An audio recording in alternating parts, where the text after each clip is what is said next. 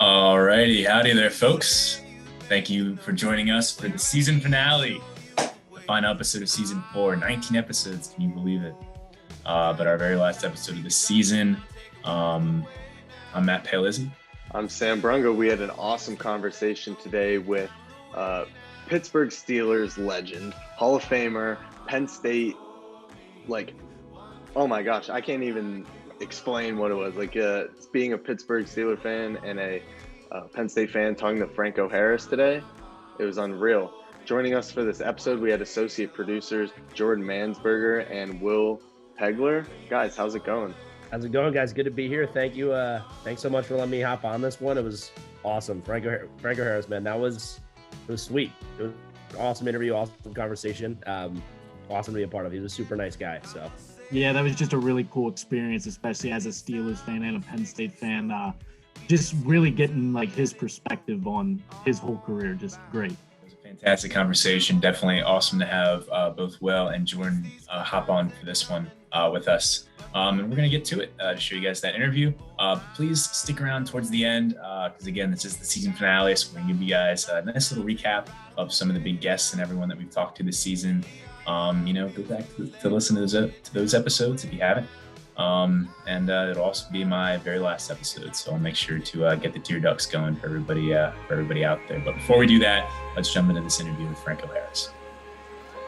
All right, folks, for today's episode of Podward State, we are joined by Pittsburgh Steelers legend and Penn State Nittany Lion legend, Franco Harris. Franco, it's a pleasure to have you. How you doing? Thank you. Nice to be with you guys. I see Penn State and some Steeler fans, so it's all good. Awesome. So let's jump back in time. Originally, when you were playing football in high school, how did you end up at Penn State? What was that process like to end up playing up at State College? Well, growing up, we never thought about going to college. It wasn't part of our plans or didn't fit into any of our dreams. So I grew up in a military family. My father was a career man in the military, World War II. That's met my mother there in Italy during World War II, and they got married and came back to the States, and so my whole growing up was tied to the military, and my thoughts were, hey, I wanted to go be a Ranger, Special Forces. I wanted get into the military, and so going to college and a future in football never entered my mind, and but sports was a big part of my life, right? And so I did well in high school. My brother Mario, who was 2 years ahead of me, his senior year, he got a football scholarship, and we were all in shock. You mean you can go to college with a football scholarship? We never heard of that. And so I was a sophomore, he was a senior, and so the next year I said, okay, well I'll take these things called the SAT just in case, right? And but that's but my sophomore year, my brother Mario got a scholarship, and that inspired me. And my junior year in high school, I made high school All-American, and floodgates started to open with scholarship offers, and we were just kind of blown away with, with all of this, and I guess in a way you could say I took advantage of it. I visited 7 to 11. I visited 10 colleges, right? Which was incredible. My first visit was Ohio State, and and I went to Notre Dame, Michigan, Syracuse, and then I went to some smaller schools that my high school coaches were involved with. I think I was going to them, but I visited Temple, Delaware, Rutgers, New Jersey. And I visited Cornell. So it was tough for me because, my parents weren't really educated. We, like it was a tough decision and a lot of pressure back in those days, right? Because all of them were great schools. Oh, I've got to mention, I visited Penn State, and Pitt, so there was a lot of pressure, and and I'm struggling here on what do I do? And I said, okay, well, I'll take it down to three choices. And it didn't come in this order, but I took it down to Penn State, Cornell, and Michigan. And I'm still struggling. And a little side note here. They think a way to their son is through the mother, right?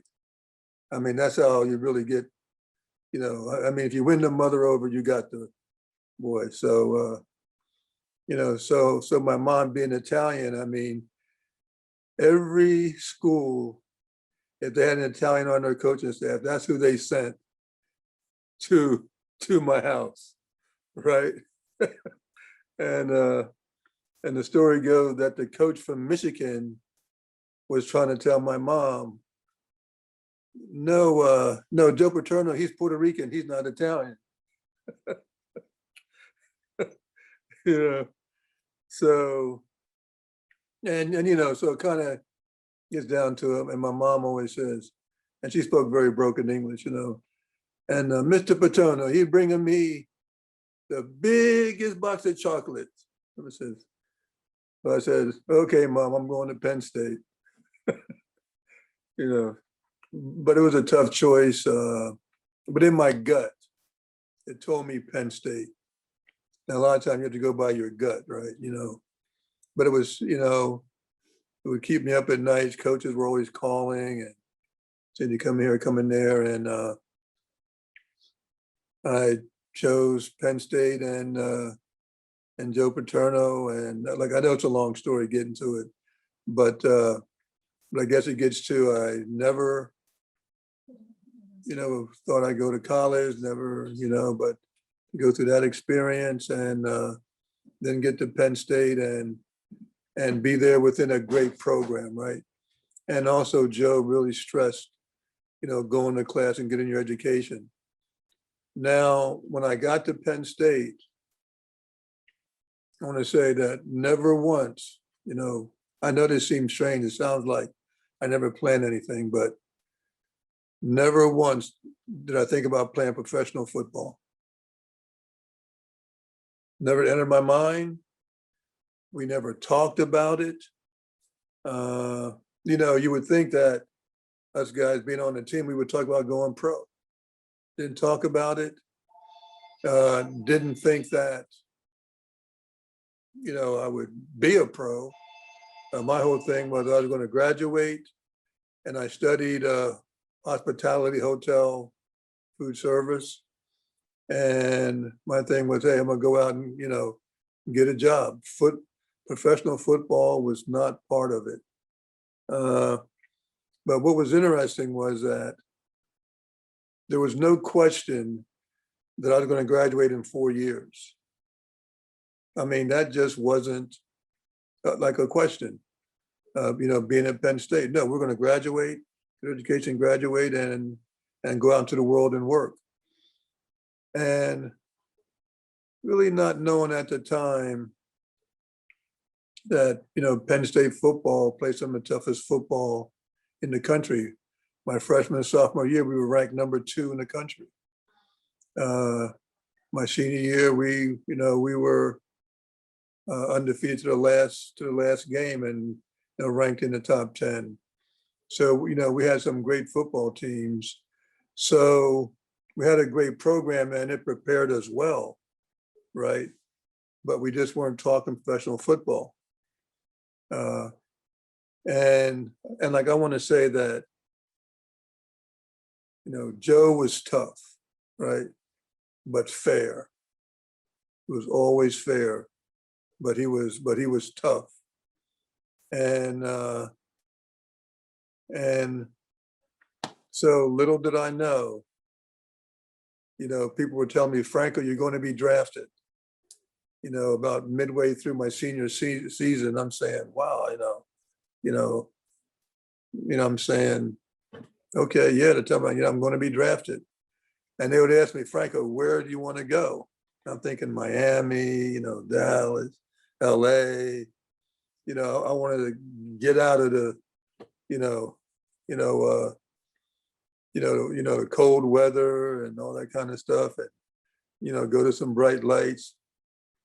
And this is what I told people. I said, anywhere but Pittsburgh or Green Bay.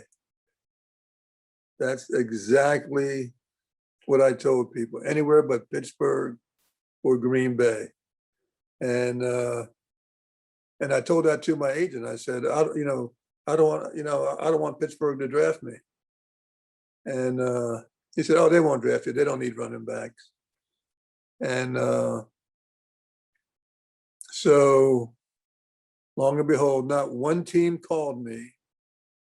Anybody didn't say, anything. We, had no inkling what was going on. There was draft day. No one calls you, or, you're not connected to it in any way. I'm in my apartment in State College, right? Just by myself. And the next morning, I got a phone call. Had no clue on anything. And they said, congratulations, you were just drafted by the Pittsburgh Steelers. I'm like, no, Pittsburgh Steelers. It was like, oh my gosh, no way. And, but, I had to, I guess tell everybody, hey, I was surprised. Hey, it's great, drafted by the Steelers. And little did I know, because I never made All-American or anything like that at Penn State, right? I made all these, but never All-American and never up for the Heisman. But I was the first running back taken in the draft that year. Shocked everybody.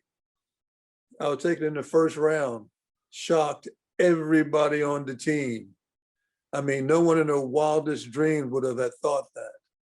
I tell people I had a good career at Penn State. It was good, but it wasn't great. You wouldn't rank it in the top performances of, of other running backs and that sort of stuff. So it was interesting that, what the Steelers saw and how they evaluated me. I think more than anything that they saw potential, right? That's what, what you probably have to say. So here I am up at Penn State. I'm in shock. All the other football players are in shock too, right? I mean, Franco got drafted in the first round, first running back taken. I mean, everybody's like blown away by this. And then I decide to, I guess, take some action myself. I said, Franco, you're drafted in the first round. So there's going to be a lot of expectations for you. So you better get ready for it. And I went to rec hall and I went to the weight room. Now with Penn State back then, I did very little weights. And like, I guess you would say I felt more of a natural athlete, right? And I went down to rec hall and really kind of had no clue what I was supposed to do here, right? All these different, and luckily there were some bodybuilders down there in the weight room. And they saw that I looked a little, apprehensive, like, Franco, what do you do? So they kind of took me under their wings. And they showed me how to lift for different body parts and different things that you have to do. and I got into a regiment, and I did my running, my jump. I mean, I worked out like I never worked out before in my life. And I have to admit, I got in such great shape, and I got to be physically and mentally strong. And by the time I left Penn State, it was just a feeling I had that I was ready for the pros, that I was ready for that next level. Because high school to college football is a big jump. A lot of guys don't make that jump, right? And then from college to the pros is even a bigger, tougher jump. And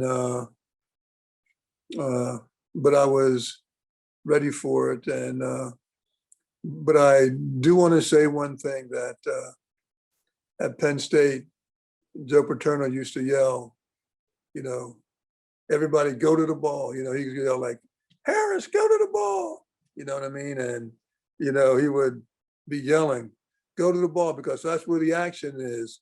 You know, you can make a block, you can recover a fumble. So if the ball is thrown, he would always say, run to the ball. And that stuck in my head.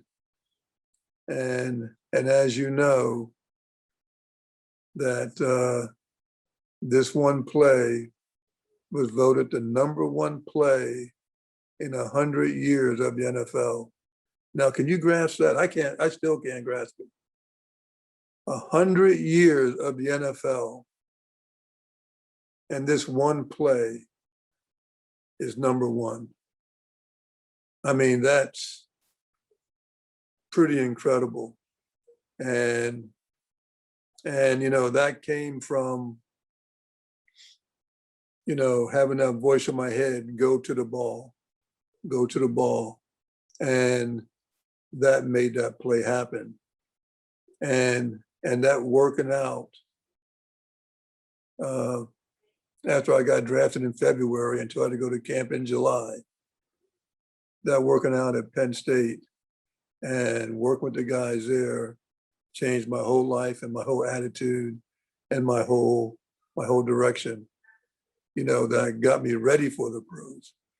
You know, so there's a lot of connection there with Penn State, you know, then them sending me off into the pros to and who would have thought that #1 play, and I guess I'm going to say, maybe Jordan agrees with me, but also the #1 team of all time. You know, like the '70s Steelers, we were pretty good. I know you guys are too young to know the '70s Steelers, but we had a heck of a run. Sorry, guy, I gave you a long, you know, twisting version of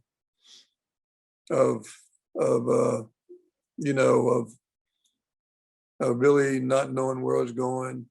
You know, didn't have any plan for football, but it seemed like football had plans for me. And it's been great. Towards the beginning of it, going back to your time at Penn State, you talked about playing with Joe Pa and how, you know, he said things that you one took. more thing. Yeah, what's up? Thing.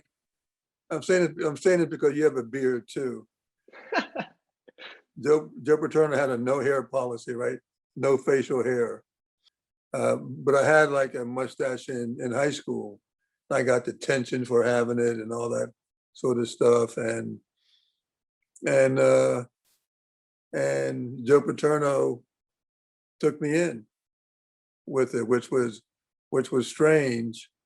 But you know, he had everybody else shave, but he let me have my mustache, but you know, couldn't go any further than that.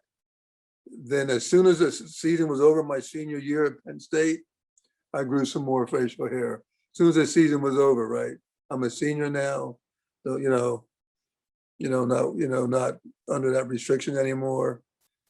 And so I grew more of a goatee sort of thing, and had sideburns, and I had to shave a little bit between here, like when I did. And so, you know, Joe didn't want facial hair, but my facial hair was always part of it. And then in 1974, going into our first Super Bowl, we decided not to shave. If we kept winning, we weren't going to shave. And we kept winning, and my whole beard grew in. And that was 1974, season. And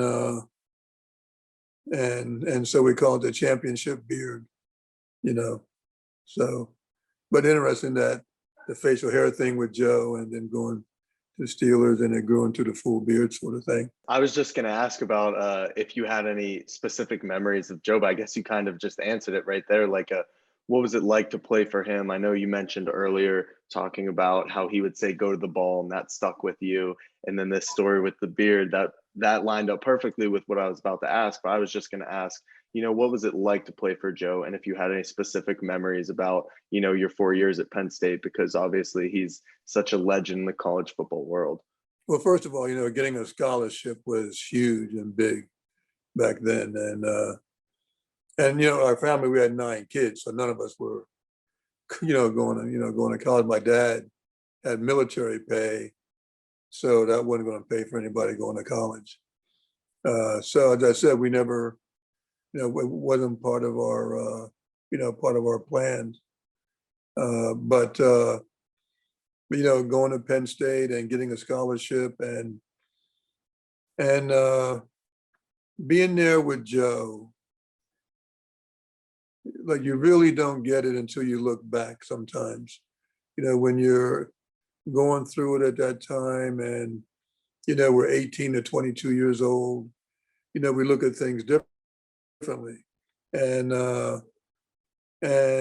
sure, you do things to challenge authority, and you do things that, hey, we don't like this rule, we don't like that rule, sort of thing. And like, as I said, Joe was tough, and he demanded certain things. And, on and off the field, about, your character and how you acted was very important for him. The football was tough. I mean, they prepared you for tough football. And so, you dealt with that. He wants you to go to class. If you miss class, you had to come see him. And it was, tough stuff. But when you look back, it was always fair. When we did things, we never thought it was our fault, right? Or, we're to blame. But he would discipline you, and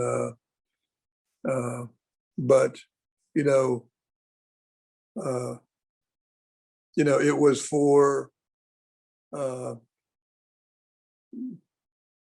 to really make sure that the discipline on the team, that the team is above any one person.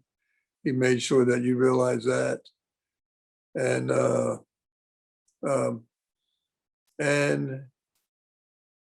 like, as I said, he was tough.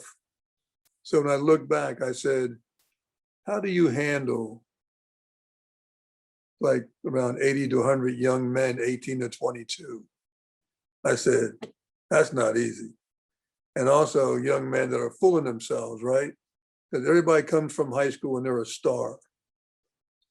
So how do you make sure that they understand that, this is what it's about, and this is what we do here at Penn State? And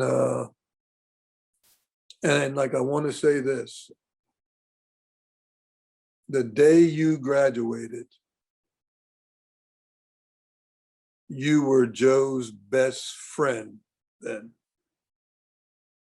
It went from you being a player, that he has to coach. It went from that to where you were his best friend. And that's exactly how he treated you once you graduated. You were his best friend. And that was like, wow, that's interesting. Like it really hit me like, the tough job that coaches have dealing with players, and especially young players, and develop these young players and get them ready for after they leave college. And back then, as I said, none of us were thinking pro, right? So he knew he had to, prepare us for, make sure we get our education, that we go out there and get a job, make sure, your character, and, and be a good citizen to the world. So I found that very interesting, saying, wow, man, me and Joe now are like best friends. Wow, that's pretty cool, and he never forgot a name or a face. I mean, Joe had an incredible memory that way. And as soon as you graduate, you were always welcomed, and he embraced you, and interesting. But I definitely understood it, and it really showed and like taught me a lot. That all of us have some responsibilities where we, have to make sure we take care of those responsibilities. And Joe knew he had a responsibility of these young men under him. And I said, how do you handle it? And I have to admit, there are some characters. There's some characters today up there that coaches, have to deal with. And also I wanted to say that once you graduated, Joe was always there to help guys, to help them in certain ways. Like if they needed a job or if they needed a reference, Joe was always there. We chatted a little bit about your time in Pittsburgh and just the dominance of those teams in the 70s, which you're not going to get an argument from me. I'll agree with you that they're the best teams of all time. But really then, obviously you were released from the Steelers in '84. And what really then led you to go to Seattle to finish out your career? And just what was that experience like? Well, that was a, tough experience. You went to Steelers, we had a great run. But, we didn't make any money back then. So, that was my last year, and had a good career, and, looking to break Jim Brown's record, and, just for things to happen. And so I wanted a certain amount of a payday, and, the Rooneys, didn't, we couldn't come to an agreement. And so it didn't work out. I went to Seattle, and like, I really wasn't ready for going to another team. I just wasn't mentally ready for that. And even though I was in good physical shape, just mentally, I just couldn't get into playing for another team. A big thing on my mind was breaking Jim Brown's record in another team's uniform. I had to deal with a lot of things there during that time. Now Seattle, the coach and the people, and the players, they were great. It was a great team to be a part of, but unfortunately, I wasn't mentally ready for a change like that.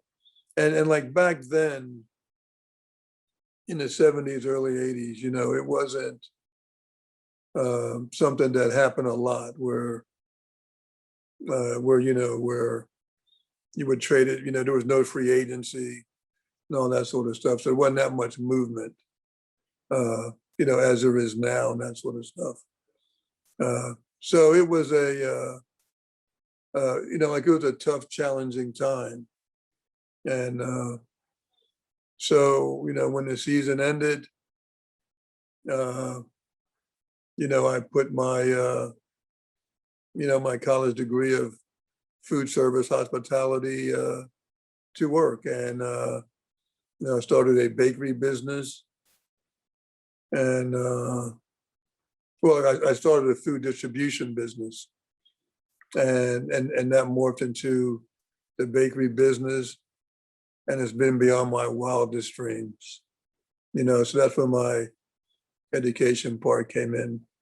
As I said, it's been beyond my wildest dreams. But Jordan, you hit it. Like along the way, we all face challenges, right? We all have hurdles to overcome and to let you face different things. And if you don't mind, like I'll share a story with my rookie year at the Steelers, right? So I go to training camp and I'm saying, man, I don't know if I can make this team. Like everybody, it was a tougher level, everything was a whole new level. And but preseason happened and I had a decent preseason, right? I said, I did okay. And I remember the first time, first exhibition game against the New York Giants. And they put me on the kickoff return team. And I'm back there. And we had two guys that were, in those days, they had two guys receiving the kickoff. And I remember being back there and saying to myself, oh Lord, please don't let that ball come to me. Let it go to the other guy. And I'd be doggone if that ball didn't come right to me.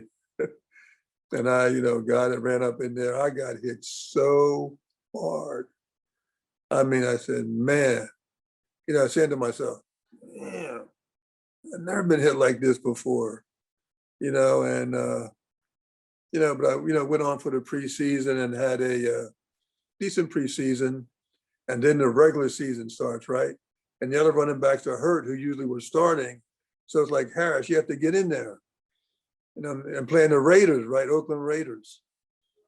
And so we're playing a game and, the speed, the violence, the hitting.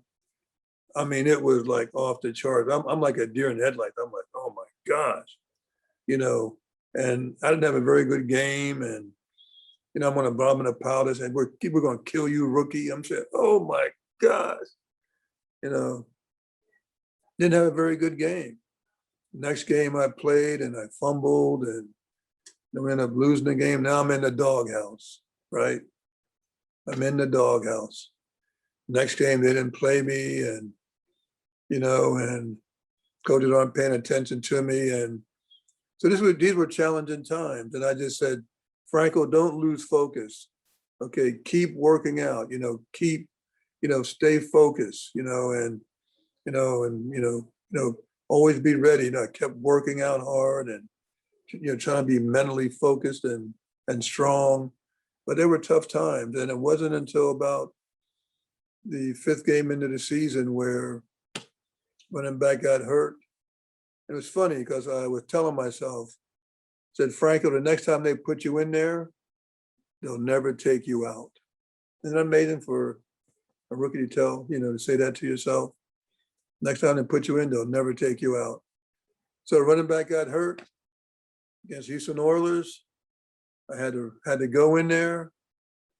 My first 100-yard game, my first NFL touchdown, and went on to win Rookie of the Year. I mean, had over 1,000 yards in those like 9 games left, and incredible. And so we all have, these challenges and bumps in the road, and you pick yourself up, and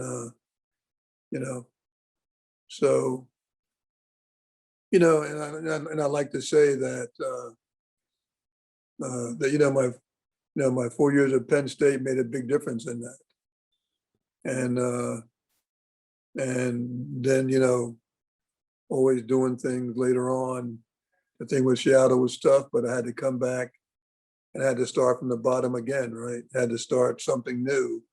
and make a total transition to life after football, which is tough for a lot of players. A lot of players don't make it. A lot of players even play football in college sometimes, even find a tough transition, like in a lot of ways. So transition's tough, but luckily I've always been able to work my way through it. Yeah, you were just talking about it with life after football. You and Lydell Mitchell ended up opening the Super Bakery. You explained that. But also you also partnered to help rescue the Park Sausage Company, I believe it's called, in Baltimore, which was the first African-American owned business to go public in the United States. Just kind of curious what that experience was absolutely like. right. Yeah, there you go. Yeah, it's okay. Yeah. Just curious what that experience was like and what that was like being able to, do something like that after your football career had wrapped up. Well, one thing I've always loved since I was a kid, I don't know what it is, but I love business, right? I mean, I love it. I like to be in it, and so, we're doing stuff with the bakery and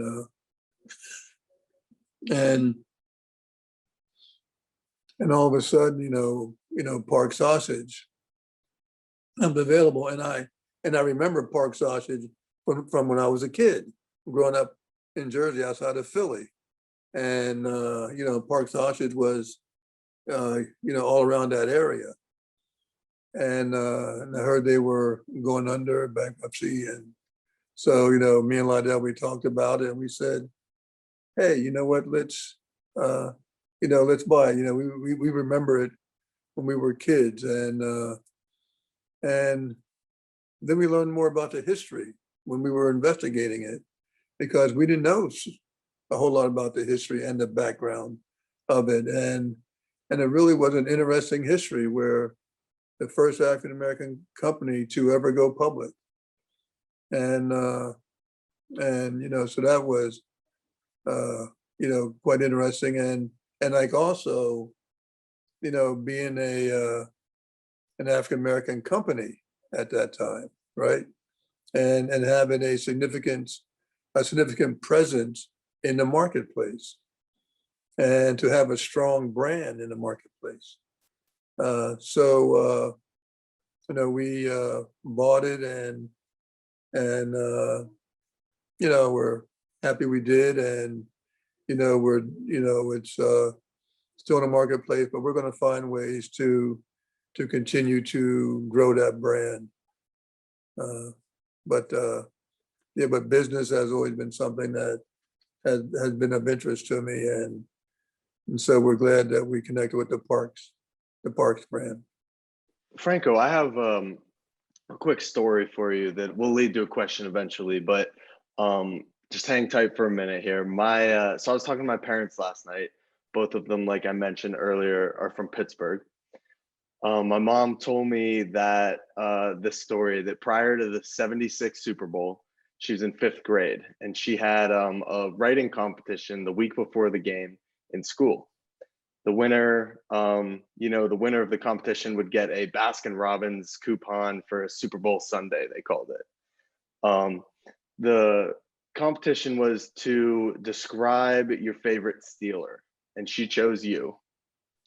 She doesn't exactly, I know, right? She doesn't exactly remember exactly what she wrote, but she told me that the gist of it was that she chose you because not only were you so good at playing football, but you were really humble. And that was something that she looked up to you for. She won the competition, by the way, and got her Baskin-Robbins coupon. Hey, I know, how about it? And then we were just chatting about that. And my dad was telling me he was really excited for me to chat with you because he was a big fan of yours growing up. And I said to him, you know what? I'll give you one question to ask. So he gave me this question. He was telling me that when he was growing up, he had 2 athletes that he really looked up to. He looked up to Willie Stargell, and he looked up to Franco Harris.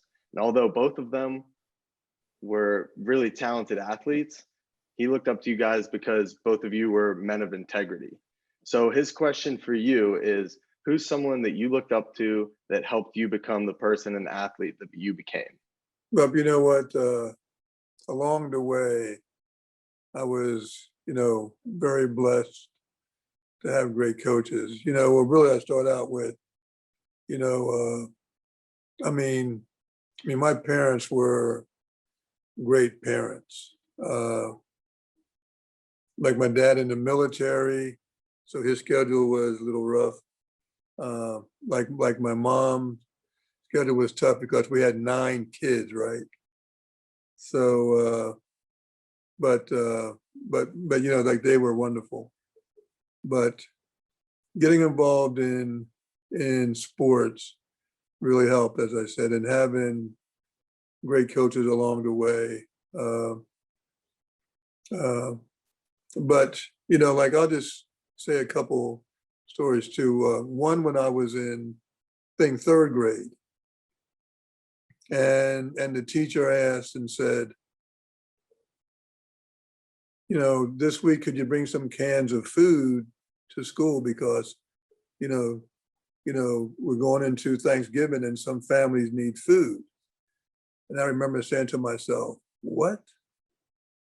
There's people, that are poorer than we are, kind of just hit me like that, wow, because we didn't have very much. It made me think someone that even has less than us. And so I made sure I got a few cans of food, to bring in, saying, wow, someone's poorer than us. And then in 7th and 8th grade, there was this one teacher who kind of took us under his wings and had us do things, raise money, in the community to help certain organizations. And we would do paper drives, other things, we would hold raffles and dances and stuff to raise money for different things. And that was kind of interesting of getting me involved in doing things to make things better, but also to do it for yourself, because we raise money, to make sure we could have our own dances and have our own function, our own school things.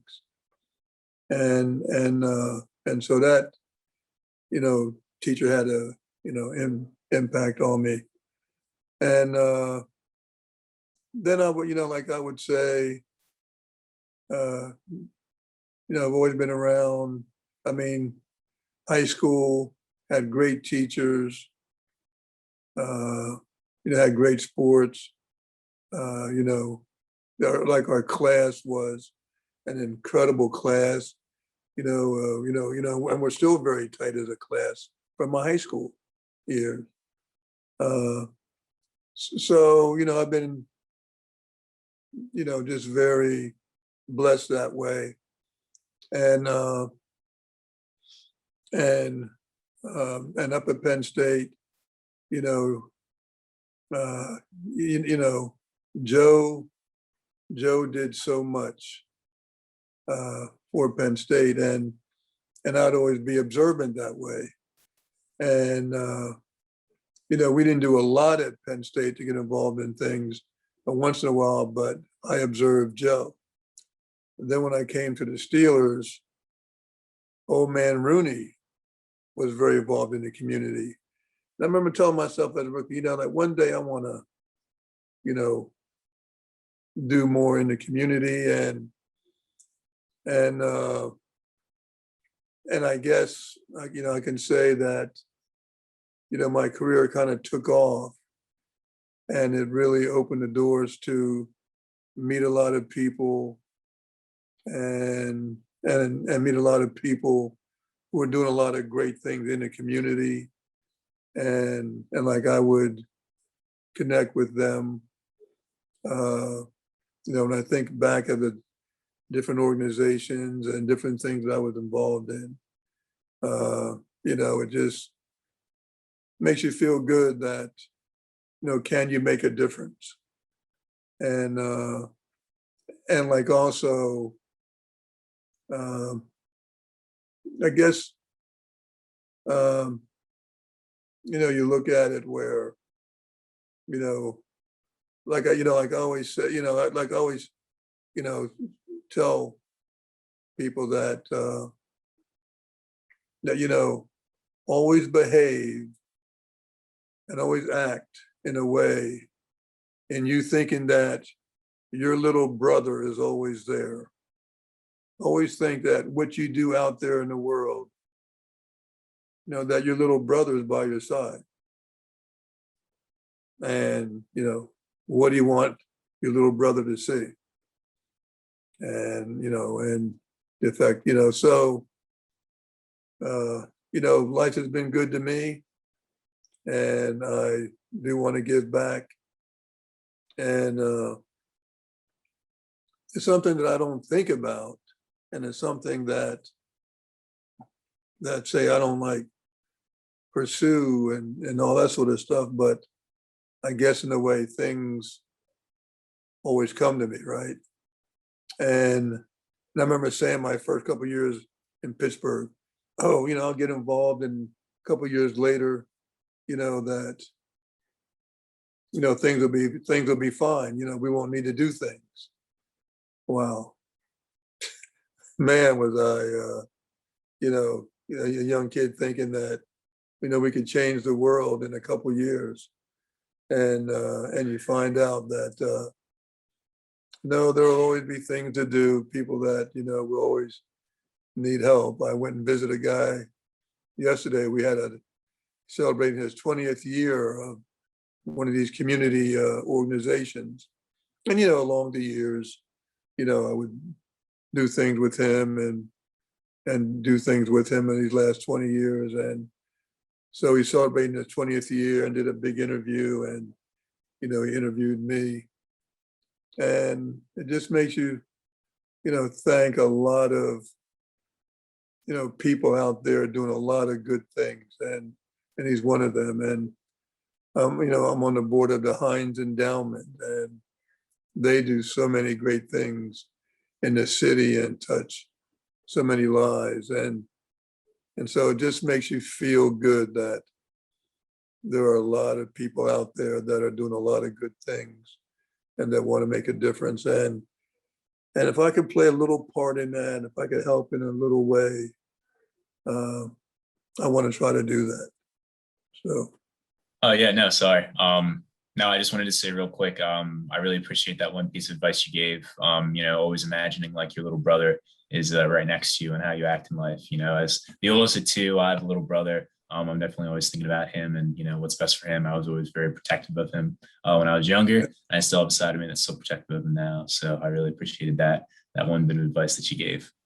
And definitely thanks again for sharing all that awesome stuff that you've done in your life. Post football, I think you've definitely set a great example of how, athletes can still be involved in, charity and philanthropy, throughout their careers, to use all that knowledge that they've gained towards something great and helping out other people. And I think you've definitely had a lot of impact. And I think one of the most obvious ways that your success, both, on the field and off the field, have been reflected was your induction into the Hall of Fame in 1990, your induction in Canton. Could you tell us a little bit about that process? Because it's definitely a lot different now, I'd say, than it is back then. Now you have all that video coverage of the players and stuff like that. There's all this media hype and everything. But, what was it like finding out about your induction to the Hall of Fame back in 1990? And then what was that process like, actually watching yourself be inducted? Yeah, Matthew, that was I want to say that was a heck of an experience. Who would ever think that, you come into the league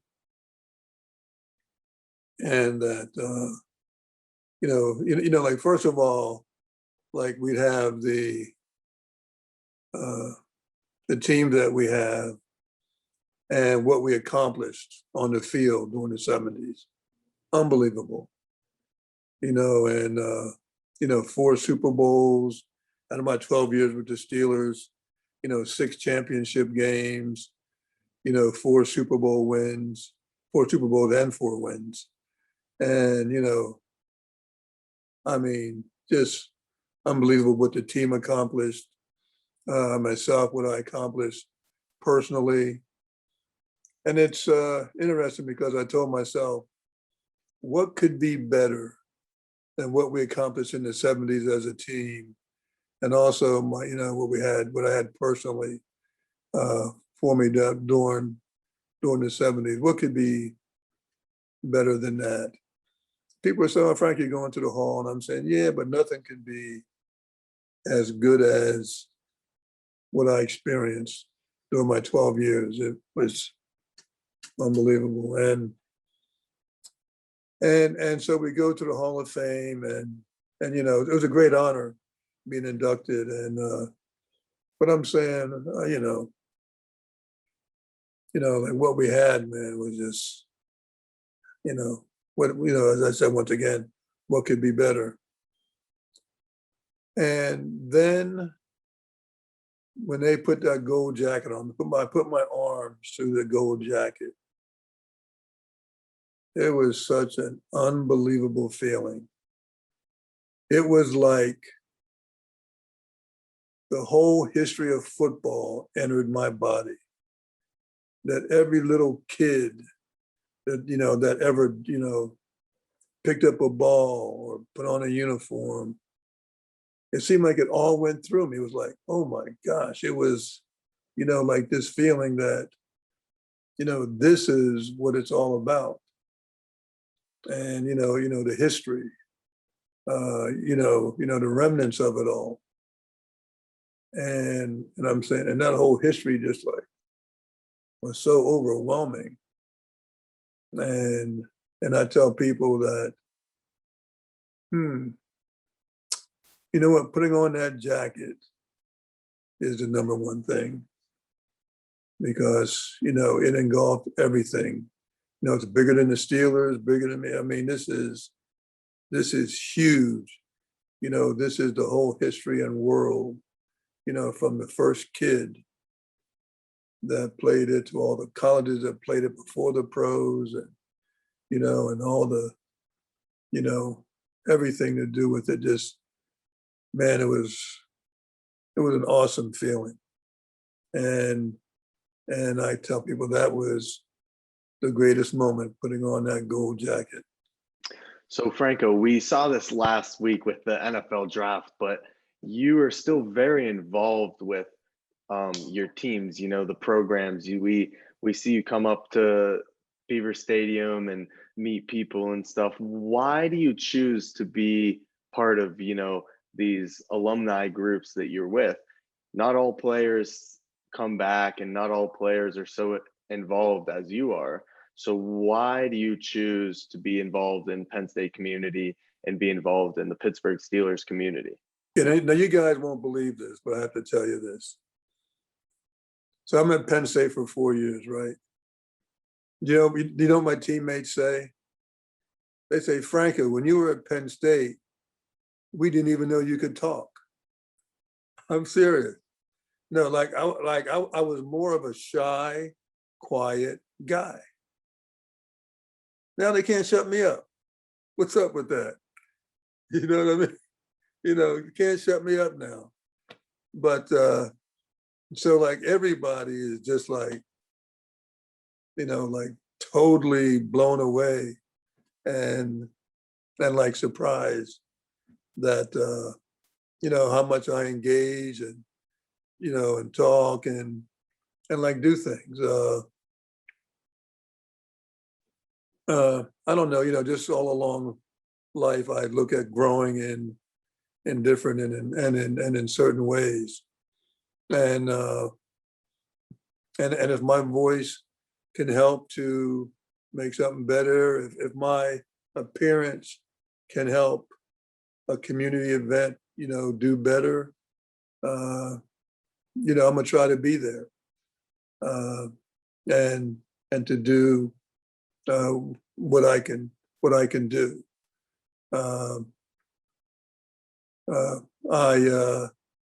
I enjoy it.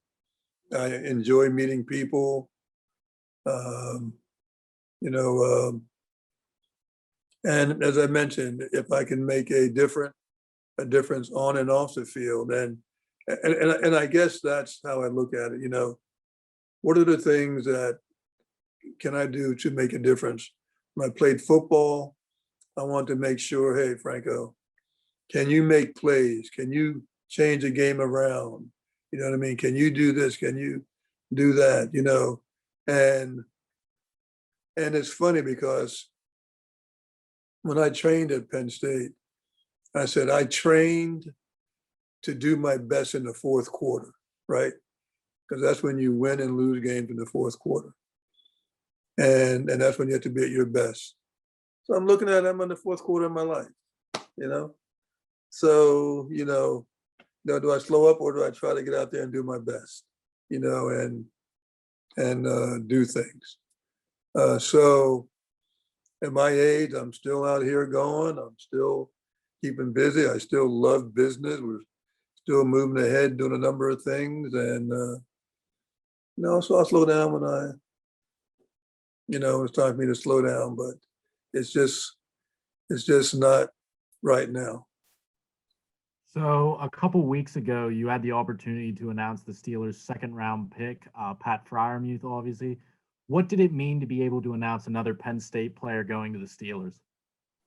I tell you what, that was great, and like sometimes you wish, you have more, time to soak it in and make it more what it is. But, they give you like 30 seconds before, like no one knows who the pick is, right? And so right before we go out, they hand you a piece of paper and, and say, okay, this is, who the Steelers chose. And it's, Penn Stater, okay, come on, Franco, time to go out. You know what I mean? And so, I mean, that was cool. And it's funny because, first of all, I'm glad that, college football got some of the season in last year. That wasn't the greatest season for Penn State, but hey, we got it in. And to be able to announce Pat, the second choice, I mean, that was quite an honor, and, the connection, the connection for me, for Penn State and the Steelers, right? I mean, that's big. And to once again, make that commitment and I'm, make that announcement. I'm saying to myself, wow, okay, well, the last time as far as I know, the Steelers picked a Penn Stater in the second round was Jack Ham during our time, one of the greatest linebackers ever. And I'm a big believer in Pat. He's a great tight end. I think he'll make a great contribution to us. I know people talk about, you got to pick offensive linemen and this and that or certain positions. And no, I like, as an offensive guy, give us some weapons to make guys who can do things, who can make plays. And I know, and I feel very strongly that Pat will definitely make some plays for us. So, like to me, that was a great pick. We could, definitely use him, no doubt about it, in our offense. So that was a great pick for us. And I got to talk to him the other day, so that was fun. So over the past several years for Penn State specifically, they've obviously had, a huge resurgence starting in 2016 with the Ohio State win, the Big Ten championship win, but specifically at the running back position too. I mean, there's been a couple of stars there, really big time guys, Saquon, Miles Sanders are the two guys that come to mind. What has it been like for you over these past few years to watch, Penn State football kind of return to dominance a little bit, and also specifically at the running back position, watching guys like that kind of, get drafted and bring some recognition back to Penn State at that position? Well, you know what, I thought that, I think Penn State did well this year. Will we end up having, 6 drafted and 1 free agent, maybe more free agents now? I don't know. I think it was like six or 7 and then 1 free agent. You got it. So I'm like, wow. That after this football season, you know what I mean? That and 2 in the first round. Come on, guys. And I'm saying, are we going to be known as linebacker U again? I don't know. You know what I mean? But it is exciting, and it was, just great to see, this happening. And especially, the couple of days of the draft, it was like, yeah, this is, real exciting. And so, something we have to keep going, and, getting the players is what it's all about. I mean, that's what makes the difference.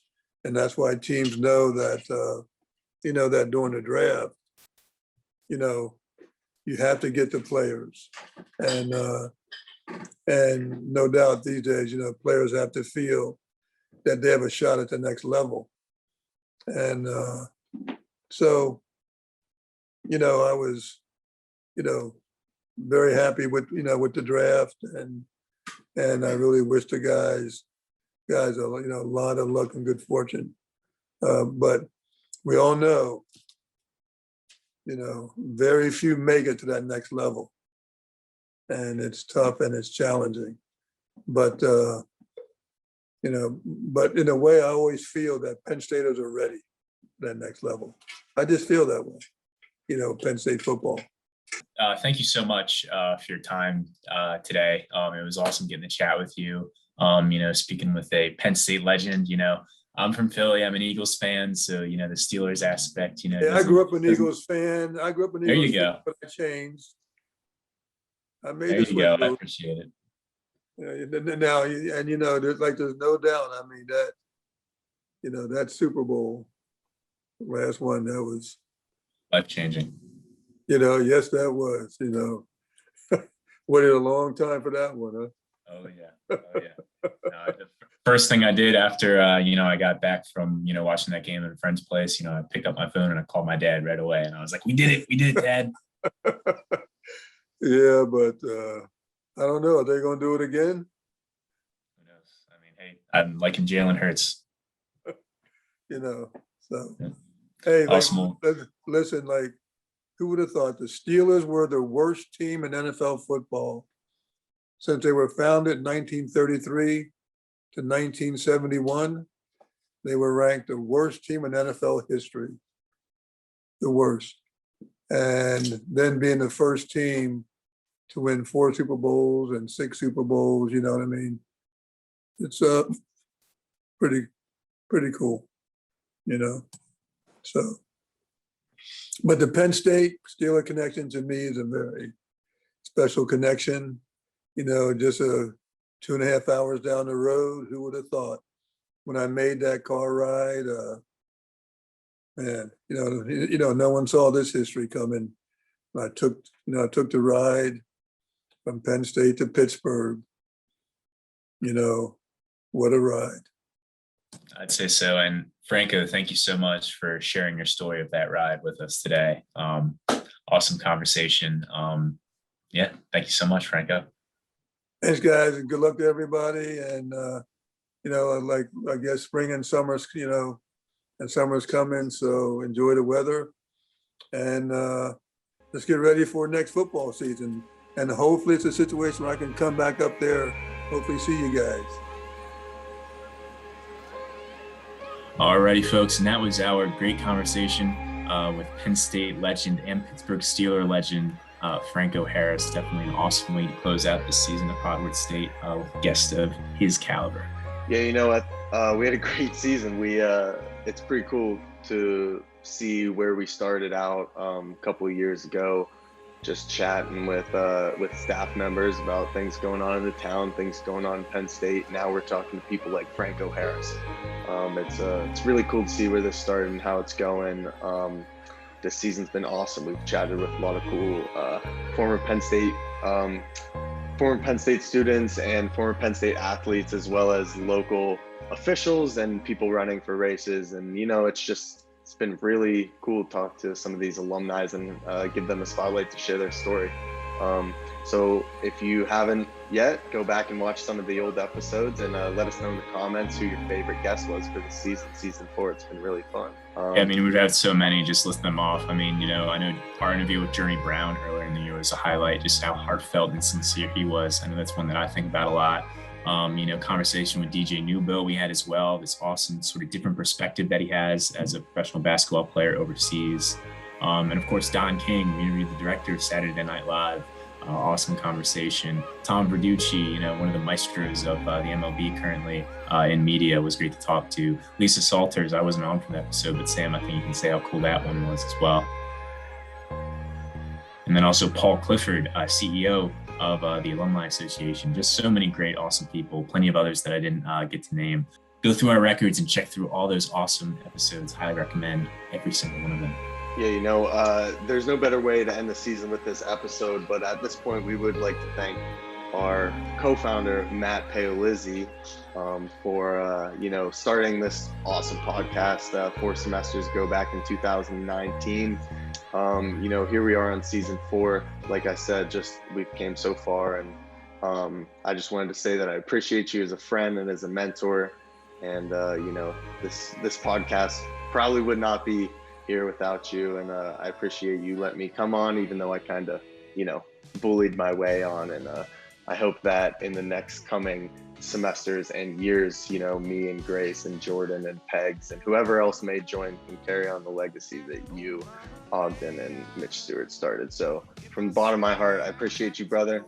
And Yeah, thanks, Sam. I mean, definitely, the pod is, one of my enduring legacies at Onward State. Definitely something I'm thankful for.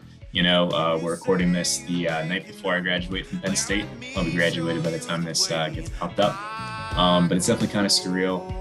Again, thinking about how far the pod came, I remember when this was just, a quick little pitch and idea I had, and I texted Matt Ogden. I was like, hey, would you want to do this with me? And I was like, yeah. Then I texted Mitch because I knew that he had a lot of experience recording and doing podcasting through college comm and comm radio. I was like, hey man, could you help us out with this? And he was like, sure. I pitched it to Tony Colucci, who was ME at the time, managing editor. And he was like, hey, you know what? Just get a nice pitch together, get things organized, and yeah, I won't say no. It looks good. It looked good. And we spent many 2 semesters cramming ourselves into those studios at Innovation Park. Hopefully you guys can get back into that after, hopefully, this semester coming up in the fall, get back in the studio, because that was definitely an awesome experience. But yeah, just learned so much, talked with so many awesome people. It's just nice to see how much it's grown over the last year, and I know that I'm leaving it in more than capable hands. Sam, you didn't bully yourself on. We accepted you with open arms. We knew how fantastic you'd be, and you've definitely been more than fantastic on the pod so far. Just seeing you grow has been awesome. Jordan as well. It's awesome to see new people springing up all over the place. Grace too. Thankful for her as well. I'm more than happy to leave it in your hands. Nothing but gratitude on my end as I move on to the next chapter. Man, we appreciate you so much, and we hope that we can keep this show going and carry on the vision that you had. So one last final time, Pale, let's send it out. I'm your host, Matt Paolizzi. Thanks again to Jordan and Will for joining us on the set. Sam Brungo here. Be safe, guys. Have a good one. See you in another life, brother.